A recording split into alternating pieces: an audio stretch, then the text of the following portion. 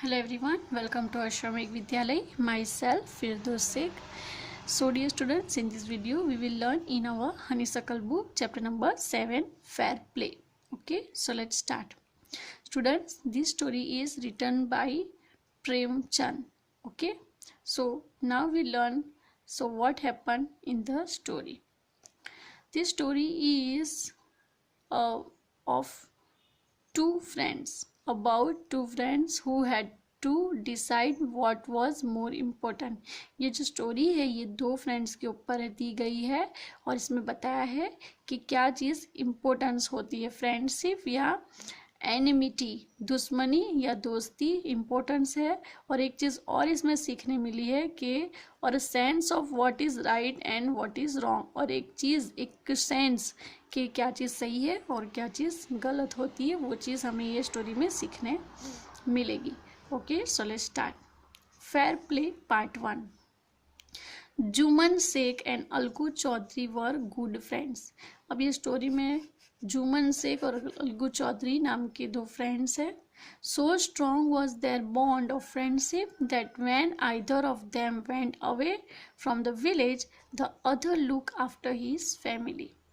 तो स्टोरी ऐसी है कि जब इतनी फ्रेंडशिप, उनकी इतनी बॉन्डिंग होती है फ्रेंडशिप में कि जब एक विलेज से बाहर जाता है तो दूसरा उसकी एब्सेंस में उसकी फैमिली का ध्यान रखता है। Both were greatly respected in the village, और दोनों ही गांव में बहुत ही ज़्यादा इज्जतदार थे।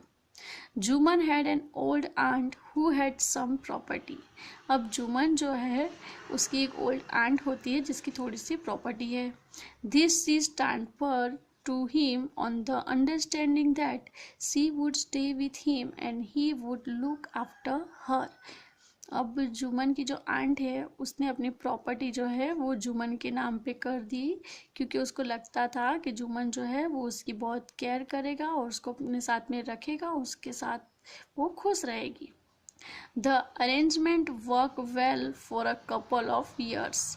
तो कुछ सालों तक, कपल ऑफ ईयर्स यानी 2 साल तक, तो जो अरेंजमेंट था उनके काम का, जैसे कि जुमन उसका ध्यान रखता था, उसके साथ वो खुश रहती थी उसकी आंटी, तो कुछ सालों तक तो वो ठीक रहा। देन द सिचुएशन चेंज, और फिर बाद में सिचुएशन जो है वो चेंज हो गई। Juman and his family were tired of the old relative. Juman और उसकी फैमिली यानी उसकी वाइफ दोनों वो ओल्ड लेडी से बिल्कुल थक गए, टायर्ड हो गए, परेशान हो गए। Juman became as indifferent to her as his wife, who grabbed even the little food that the old lady wanted every day. अब जुमन जो है वो बिल्कुल एकदम से अलग हो जाता है, बदल जाता है, जैसे उसकी वाइफ जैसी है वैसा ही वो हो जाता है। और वो लोग थोड़े से खाने के लिए, हर रोज़ के खाने के लिए भी वो लेडी के खाने से वो बहुत ही ज़्यादा परेशान हो गए। She swallowed this insult along with her food for a few months. अब वो जो आंट है, वो जो लेडी है, ओल्ड लेडी, वो भी इस तरीके के रोज़ के इंसल्ट से, वो खाने के लिए इंसल्ट से बहुत ही ज़्यादा वो परेशान हो जाती है, और कुछ महीनों से तो वो बहुत ही ज़्यादा परेशान हो जाती है। But the patience has its limit, लेकिन हर एक चीज़, हर एक पेशेंस की एक लिमिट होती है। Then what happened next? One day she spoke to Juman, "My son, it is now obvious that I am not wanted in your house." अब जो old lady है उसने जुमन को कहा कि जुमन मेरे बेटे, मैं अब बहुत ही ज़्यादा ऑब्वियस हो चुकी हूँ और मैं अब तुम्हारे साथ ये घर में नहीं रहना चाहती हूँ। Kindly give me a monthly allowance so that I can set up a separate kitchen. तो मुझे अब तुम हर महीने अलाउंस यानी कि कुछ पैसे दो, जिससे मैं अपना अलग से खाने का किचन जो है वो मैं अलग से कर सकूं। My wife knows best how to run the house. अब जुमन क्या कहता है, तो जुमन कहता है कि मेरी वाइफ जो है उसको बहुत अच्छे से पता है कि हाउस कैसे चलाते हैं।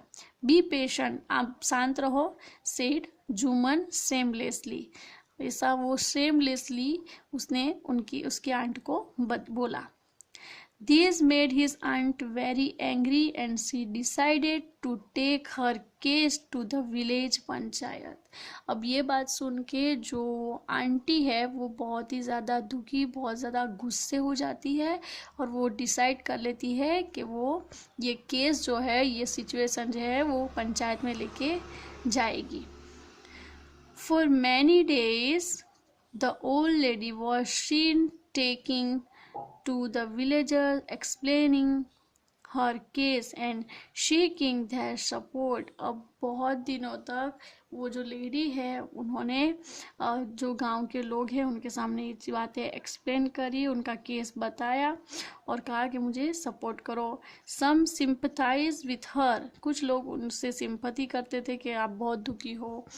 अदर लाफ एट हर, कुछ उन पे हंसते थे कि देखो इनके साथ कैसा हो गया. And a few other advice her, और कुछ जो है उन्होंने ऐसी एडवाइस दी कि make it up with her nephew and his wife. So at last she came to Algu Chaudhary and spoke to him, और फिर अंत में वो अपने अलगू चौधरी के पास जाती है. अलगू चौधरी कौन है बेटा? तो वो जुमन का फ्रेंड है, बेस्ट फ्रेंड है. तो अब वो लास्ट में किसके पास गई आंटी? तो अलगू चौधरी के पास जाती है. यू नो चाची, Juman is my best friend. अब वो अलगू ने क्या कहा कि आंटी आपको पता है ना कि जुमन मेरा बेस्ट फ्रेंड है. How can I go against him, मैं उसके खिलाफ कैसे जा सकता हूँ. Algu said, but is it right, my son, to keep mum and not to say what you consider just and fair? मम मीन्स साइलेंट. तो आंटी ने कहा कि हाँ बेटा मुझे पता है कि तुम उसके फ्रेंड हो क्या, लेकिन क्या ये सही है कि आप जस्टिस जो इंसाफ होता है उसके सामने तुम चुप रहो, साइलेंट रहो, क्या ये भी सही है? Pleaded the old lady. Come to the panchayat and speak the truth. उसने कहा कि तुम पंचायत में आओ और ट्रूथ बोलो, सच बोलो. She said. Algu didn't reply, but Algu बहुत ही परेशान हो जाता है, वो कोई भी रिप्लाई नहीं देता. But her words keep ringing in his year. लेकिन जो आंटी है उसके वर्ड्स जो है वो अलगू के दिमाग में घूमते रहते हैं कि क्या सही है और मुझे क्या करना चाहिए. पार्ट 2 यहाँ से स्टार्ट होता है. The panchayat was held the same evening under an old banyan tree. और फिर शाम को जो पंचायत है वो ओल्ड बनियान जो ट्री है उसके नीचे, यहाँ पे हम पिक्चर में देख सकते हैं कि पंचायत जो है यहाँ पे बैठी हुई है ओल्ड बनियान ट्री के नीचे. Juman stood up and said, वहाँ पे जुमन खड़ा हुआ और बोला था, the voice of the panchayat is the voice of God. Panchayat की जो वॉइस होती है वो गॉड की वॉइस होती है.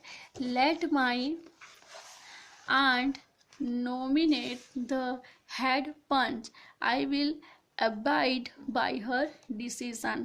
तो अब वो क्या होता है कि वो कहता है कि मेरी आंटी जिसको भी हेड पंच के लिए नॉमिनेट करेगी उसको उसका डिसीजन मैं सुनूंगा, यानी वो जो कहेगा वो मैं सुनूंगा, क्योंकि पंचायत की वॉइस किसकी वॉइस होती है? तो गॉड की वॉइस होती है. The punch knows neither friend nor enemy. What do you say to Algu Chaudhary? The old lady announced. अब ओल्ड लेडी ने किसको बुलाया वहाँ पे? तो ओल्ड लेडी ने कहा कि फ्रेंड और नहीं होते, एनिमी नहीं होते और फ्रेंड नहीं होते. जो पंच होते हैं वो ना किसी के दोस्त होते ना किसी के दुश्मन, और इसलिए उसने अनाउंस किया अलगू चौधरी को. Fine, replied Juman, hiding his joy over his unexpected piece of luck.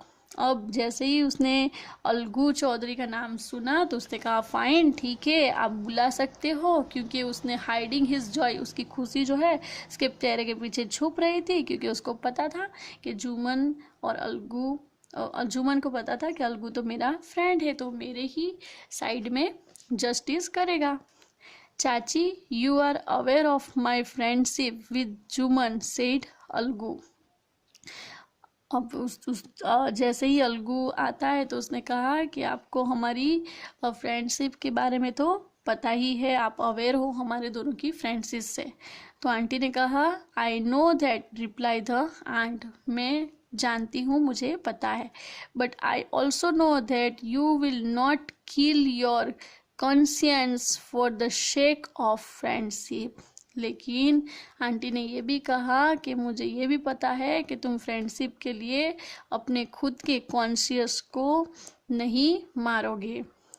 God lives in the heart of the punch and his voice is the voice of God, and the old lady explained her case। और उसने ये भी कहा कि जो पंच की voice होती है वो गॉड की वॉइस होती है, ऐसा कह के उसने अपना केस जो है वो कहना शुरू किया। Then what happened next we learn। Jumman said, Algu You and I are old friends। अब जुम्मन सेड अलगू, जुम्मन ने अलगू को कहा कि तुम और मैं बहुत ही पुराने फ्रेंड है। No sorry, Jumman said Algu, Algu ने कहा जुम्मन तुम और मैं बहुत ही पुराने फ्रेंड है। Your aunt is as dear to me as you, तो और तुम्हारी आंट भी मेरे उतनी ही प्रिय है, उतनी ही मेरे करीब है जितने के तुम। नाउ आई एम अ पंच, लेकिन अभी मैं क्या हूँ, तो मैं पंच हूँ। You and your aunt are equal before me, what have you to say in your defence. तो जुम्मन को अलगू ने कहा कि मैं अभी पंच हूँ और तुम और तुम्हारी आंटी दोनों ही मेरे लिए बराबर है, अभी तुम दोनों मेरे लिए बराबर हो, और तुम तुम्हारे डिफेंस में कुछ कहना चाहते हो। 3 years ago बिगन जुम्मन, तो जुम्मन ने अपने डिफेंस में कहना शुरू किया कि 3 साल पहले my aunt transferred her property to me, मेरी आंटी ने वो जो प्रॉपर्टी है, मिल्कत है, जायदाद है, वो मेरे ऊपर की थी, मुझे दी थी। I promise to support her as long as she live, और मैंने ये प्रॉमिस किया था कि मैं उनको तब तक सपोर्ट करूँगा, तब तक जब तक कि वो जिंदा है। I have done all I could, और मैंने वो सब किया जो मैंने कहा था।